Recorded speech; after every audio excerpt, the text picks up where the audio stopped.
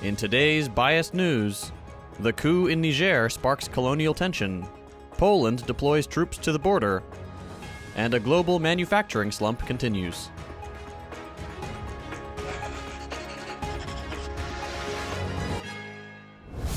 As the Western Bloc continues to denounce the coup in Niger, high-profile threats are being issued as the threat of war looms over West Africa following a series of economic sanctions.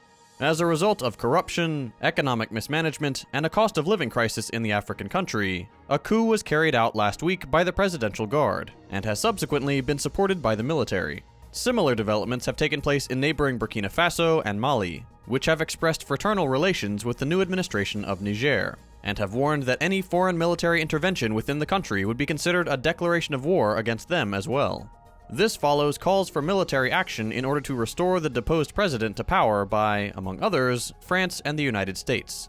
The fraternal governments have refused to comply with the, quote, illegal, illegitimate, and inhumane sanctions against the people and authorities of Niger. Guinea's presidential office also stated that sanctions, quote, are options that would not be a solution to the current problem, but would lead to a humanitarian disaster whose consequences could extend beyond the borders of Niger, a pattern we've seen repeated from Iraq to Cuba. As previously reported, the current administration has accused the former government of authorizing a French attack on the presidential palace, as anti-French sentiment continues to grow in the region. Importantly, Niger is the fourth largest producer of uranium in the world, with the majority of their uranium mines owned and operated by French companies. Uranium from Niger produces 40% of France's electricity, while only 11% of the people of Niger even have access to electricity. Unsurprisingly, the former colonizer has issued sharp condemnation in light of the clear attack on the ability of French capital to own and operate within Niger, against the interest of the local population. Only time will tell if this new administration will transition to civilian rule, and if they will continue in their efforts of decoupling from extractive neo-colonial structures. Former US President Donald Trump has been criminally indicted with 4 felony charges, including conspiracy to defraud the United States. The charges relate to allegations that he tried to overturn the results of the 2020 presidential election.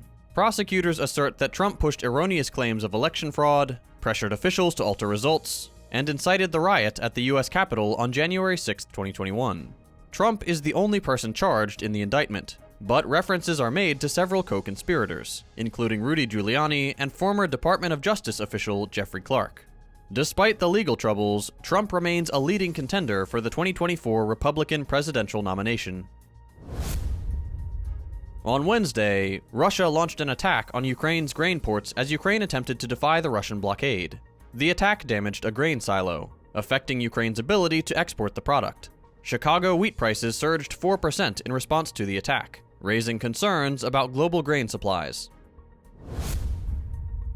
Poland will deploy additional troops and military equipment to its eastern border following an alleged violation of its airspace by 2 Belarusian helicopters.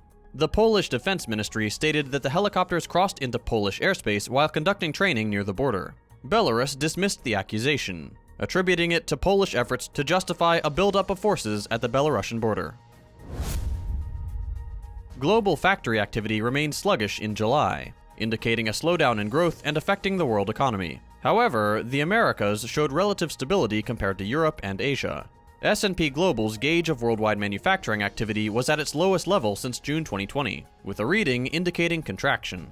The Eurozone experienced significant weakness, especially in Germany, France, and Italy. The manufacturing downturn in Germany deepened in Q3, while France's contraction was not as severe as initially predicted. In the UK, factory output contracted at the fastest pace in 7 months due to higher interest rates and reduced new orders. In Asia, Japan, South Korea, Taiwan, and Vietnam all saw manufacturing activity contract in July, mainly due to sluggish Chinese demand.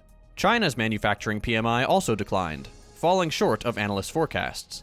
Asia's economic growth is projected to accelerate, but the timeline remains uncertain due to China's slowdown. And in positive news for the day, a pilot program by 4-Day Week Global, a New Zealand-based nonprofit, tested a 4-day workweek in companies across various countries, including the US, Australia, and the UK. The results showed that the shortened week was a resounding success, with workers becoming more efficient, maintaining better work-life balance, and being less likely to leave their jobs. Participating companies saw a 15% growth in revenue.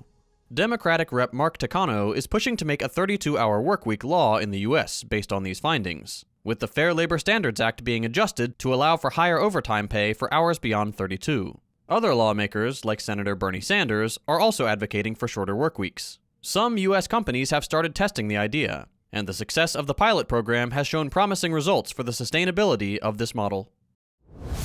That's all for today. We'll be back day after tomorrow with more news. If you missed them, be sure to check out our previous episodes by following the links on your screen. As always, you can support the show and get the news in text form a few hours early by becoming a patron at patreon.com/firstthought.